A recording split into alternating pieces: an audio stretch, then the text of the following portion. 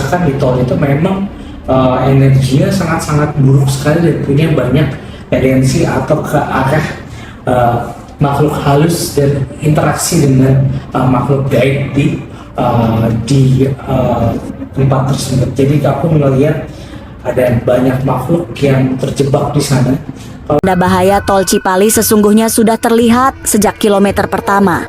Sebab di sana, di antara Cipali dan Cipularang ada patung harimau yang jika dilihat secara batin, patung itu memberi peringatan untuk berhati-hati. Itu ada simbol harimau dan ada patung, dua patung kecil lainnya. Nah itu saya tidak berani juga bilang itu apa dan segala macam, tapi memang itu ada kaitannya untuk penunggu yang berada di sana. Jadi yang memiliki aura yang buruk, terutama di kilometer 72 yang kembali memakan korban jiwa. Di sana ada penunggu gaib yang memiliki karakter tidak baik. Dalam pandangan batin Kiriman, kilometer 72 Cipali dihuni oleh sosok-sosok tak tampak yang berasal dari masa silam. Selain itu, ada juga makhluk halus dengan bentuk yang sangat besar, berbadan besar, dengan mata yang merah menyala. Jalan tol Cipali juga berasal dari masa lampau yang membuat tol Cipali bukan tempat biasa.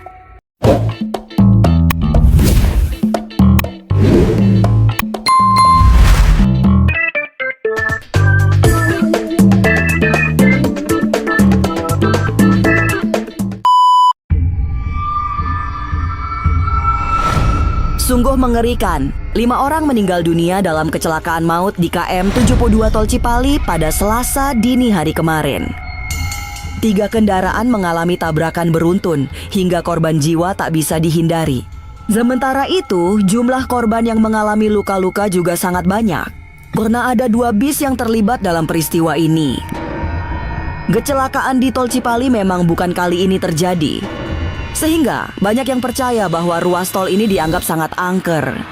Banyak penghuni gaib yang merasa terganggu oleh ulah sopir yang tidak sopan. Titik ini juga menjadi pusat berkumpulnya makhluk astral tol Cipali. Tapi benarkah tol Cipali adalah bagian dari jalan gaib yang punya sejarah panjang? Lalu sampai kapan kecelakaan demi kecelakaan maut akan berakhir? Lantas apa yang bisa dilakukan agar selamat melintasi ruas tol angker ini?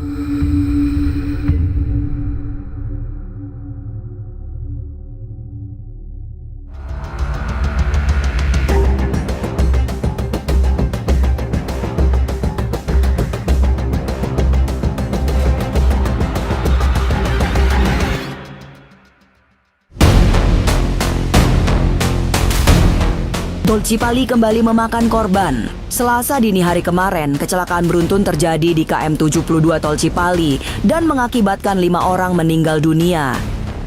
Kecelakaan menimpa 2 bis besar yang syarat penumpang. Itu yang menyebabkan banyak jumlah korban mengalami luka-luka. Tapi memang, mereka yang memiliki kepekaan batin menyatakan bahwa Tol Cipali tidak boleh dibuat main-main. Banyak makhluk astral yang menghuni di sepanjang jalan tol ini, dan mereka sering merasa terganggu hingga meminta tumbal manusia. Lantas, sampai kapankah kecelakaan demi kecelakaan tragis ini terus terjadi? Mungkinkah ada cara agar selamat dan bebas dari gangguan makhluk halus saat melintasi tol Cipali? Masa depan memang misterius dan penuh tanda tanya. Tak usah menerka-nerka karena was-was akan menerawang kehidupan selebriti serta mengungkap asmara, karir, dan peruntungan.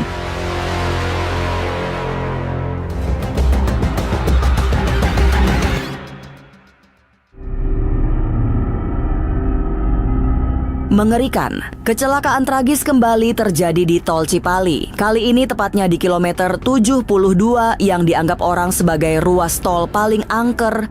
Gambaran keangkeran itu disampaikan oleh Roy Kiyoshi yang dikenal sebagai seorang indigo. Lewat kepekaan batinnya, Roy melihat ada makhluk halus jahat yang berada di ruas tol tersebut. Tidak hanya satu sosok, melainkan banyak sosok makhluk halus.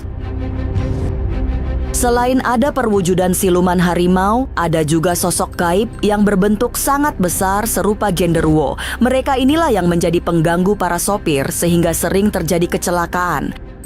Apalagi ada energi yang sangat buruk di sana. Tapi saya merasakan di tol itu memang energinya sangat-sangat buruk sekali dan punya banyak tendensi atau ke arah makhluk halus dan interaksi dengan makhluk gaib di tempat tersebut. Jadi aku melihat ada banyak makhluk yang terjebak di sana. Kalau aku melihat makhluk itu sebenarnya ada banyak makhluk seperti makhluk harimau, makhluk-makhluk seperti takasat mata genderuwo sering lewat. Makanya kenapa kalau kita lagi lewatin tol yang jalan itu Cipali ini kilometer 72, kita diharapkan untuk lebih fokus dan baca-baca doa dalam perjalanan. Tanda bahaya tol Cipali sesungguhnya sudah terlihat sejak kilometer pertama.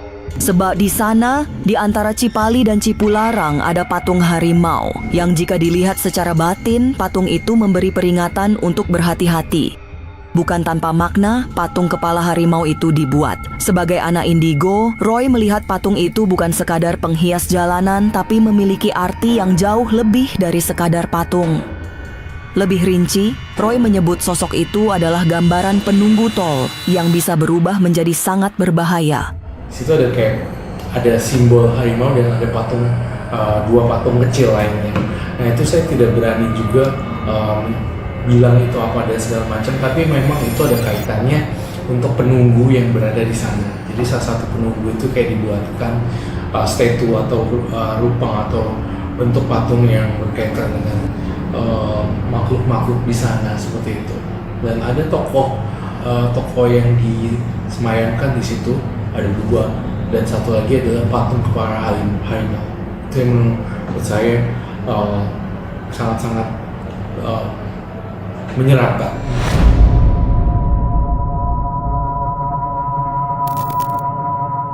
Kecelakaan demi kecelakaan yang terus terjadi adalah bagian dari jejak hitam jalan tol ini yang dibayangi kekuatan gaib.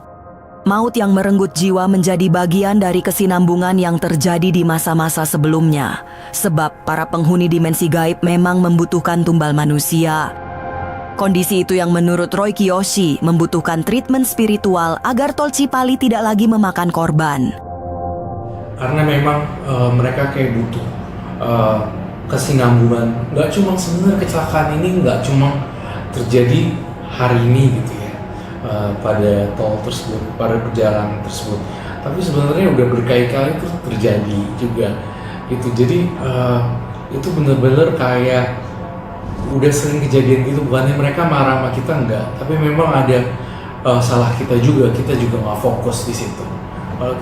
Kalau lihat di sini aku melihat makhluk halus tersebut haus akan tumbal gitu. Jadi memang saya masih mempercayai suatu tempat itu memang harus dilakukan ritual atau upacara atau sajen yang sajen seperti dipasangkan bunga juga, kemudian ada doa-doa upacara juga.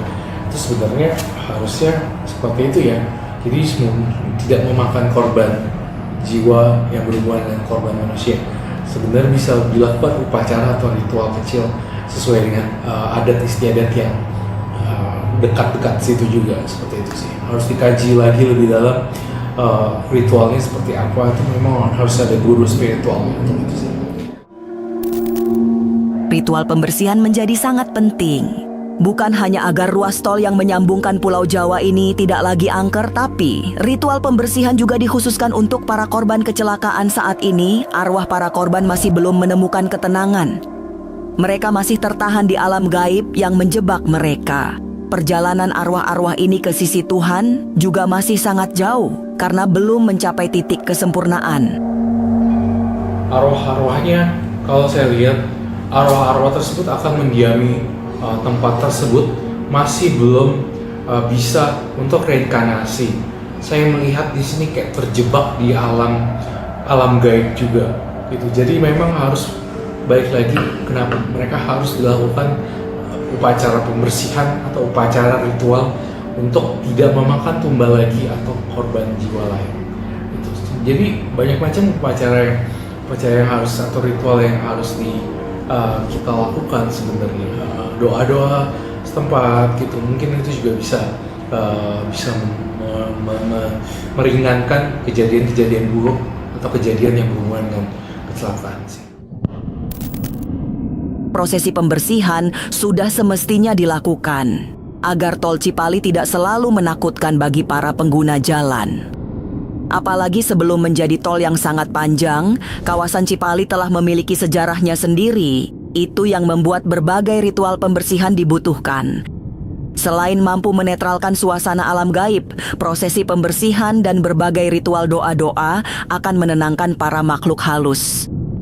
Kalau menurut saya tempat-tempat yang berhubungan dengan tempat sakral itu memang harus dipasangkan dengan upacara atau ritual sesuai dengan adat istiadat yang setempat seperti itu. Kalau memang udah dilakukan ritual atau sesuai dengan ketentuan dan peraturan yang mereka percaya setempat, kemungkinan bisa menenangkan alam sekitar tersebut, vibrasinya jadi berbeda gitu. Jadi kayak bener-bener bikin mereka jadi nggak ngeganggu yang lain. Bisa dikatakan bisa membantu atau meringankan penderitaan dari makhluk-makhluk yang tersebut sih. Kecelakaan maut di tol Cipali kembali terjadi pada Selasa dini hari kemarin. Kali ini di kilometer 72 yang dikenal angker. Lalu, benarkah di Cipali ada sosok gaib bermata merah yang sangat berbahaya?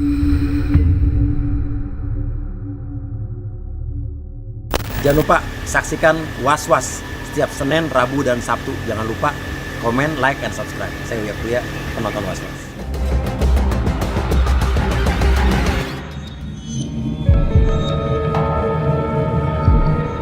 Sama seperti terawang batin Roy Kiyoshi, menurut paranormal Kiraiman Sancang, tol Cipali memang memiliki aura yang buruk, terutama di kilometer 72 yang kembali memakan korban jiwa. Di sana ada penunggu gaib yang memiliki karakter tidak baik. Dalam pandangan batin Kiraiman, kilometer 72 Cipali dihuni oleh sosok-sosok tak tampak yang berasal dari masa silam.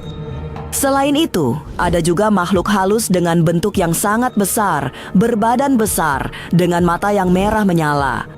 Belum lagi banyak arwah yang mondar-mandir dan membuat tol secara gaib terasa sangat sibuk, penuh aktivitas. Hasil penerawangan mata batin saya menunjukkan bahwa di area kilometer 72 tol Cipali menetap dua sosok kuno penunggu wilayah lama. Makhluk penampakan tinggi, besar, hitam legam, bermata merah menyala, sering terlihat berdiri di tengah jalan di waktu dini hari, membuat pengemudi terkejut dan refleks banting setir. Arwah gentayangan korban kecelakaan masa lalu yang enggak tenang karena enggak sempat pamit pada keluarga atau meninggal dalam keadaan traumatis. Sekelompok jin pengganggu lintasan sering membuat efek visual di mata manusia. Jalan terlihat menikung padahal lurus atau menampilkan kendaraan lain secara gaib. Kerawanan jalan tol Cipali juga berasal dari masa lampau yang membuat tol Cipali bukan tempat biasa. Dalam teropong batin Kiraiman, di sana banyak punden, makam tua, bahkan tempat-tempat pertapaan yang diterabas oleh pembangunan jalan tol.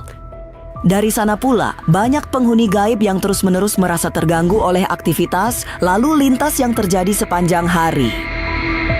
Energi lintasan mati jalur ini dibangun melintasi lahan bekas hutan yang dahulu dijadikan tempat pembuangan, pemakaman enggak resmi, bahkan persemedian.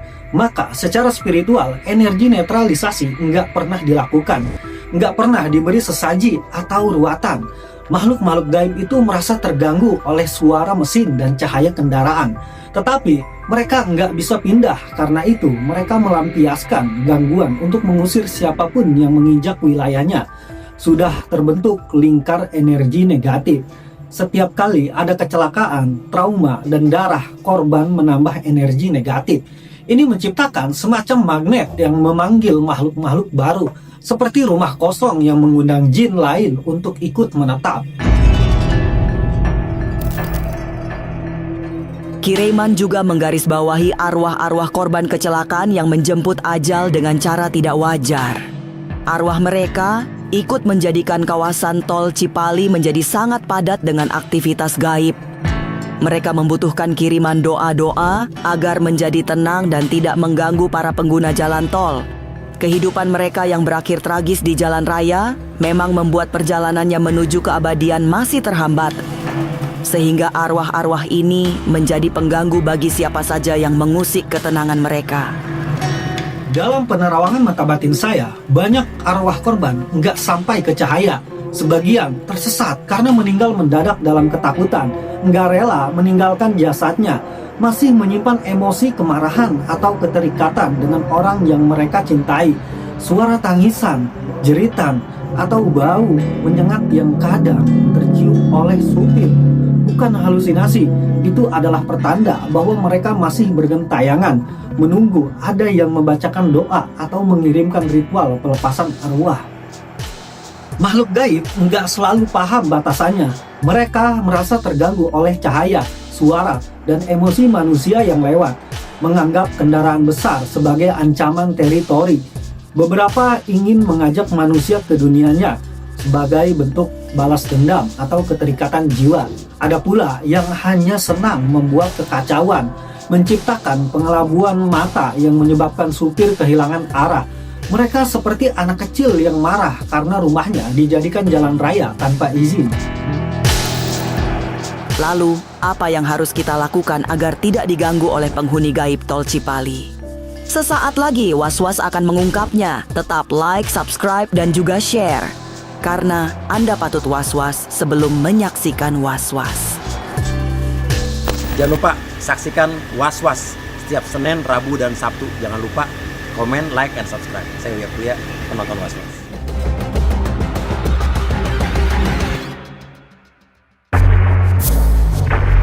Apa boleh buat, halte keangkeran kilometer 72 Tol Cipali yang kemarin kembali memakan korban jiwa, menurut Ki Reiman Sancang, tidak akan berhenti. Kejadian maut akan terus terjadi dan korban akan terus berjatuhan. Berbagai upaya agar ruas tol ini hilang dari aura mistis juga akan mengalami kegagalan. Dalam penerawangan mata batin saya, jalur kilometer 72 ini nggak akan berhenti mistis hanya dengan renovasi fisik. Mengganti aspal, memperlebar jalan, atau memberi lampu baru nggak akan mengubah energi spiritual yang sudah tertanam di dasar tanahnya. Karena masalah kilometer 72 adalah energinya yang terlanjur berisi. Wilayah ini sudah menjadi tempat dimensi bawah bersinggungan dengan dimensi manusia. Titik tumpukan energi kecelakaan, darah, trauma, dan ketakutan yang tertinggal. Tempat pemukiman makhluk-makhluk tua yang sudah menetap jauh sebelum tol dibangun. Renovasi hanya mengubah permukaan, sedangkan penghuninya menetap di lapisan energi tanah, bukan di bangunan.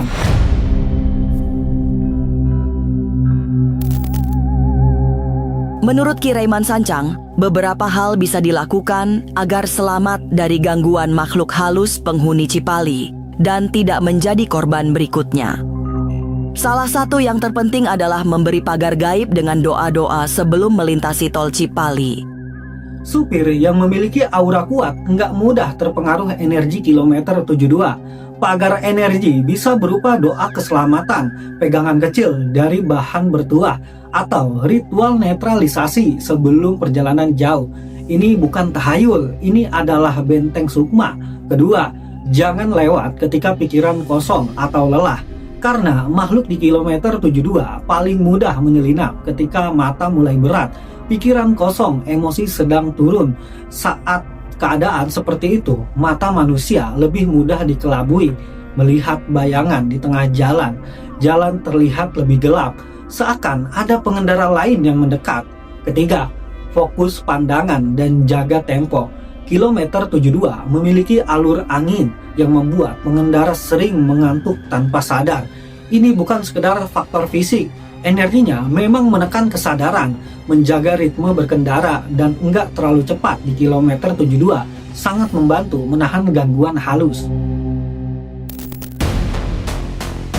Tol Cipali kembali memakan korban jiwa. Ini bukan yang pertama dan celakanya juga bukan yang terakhir.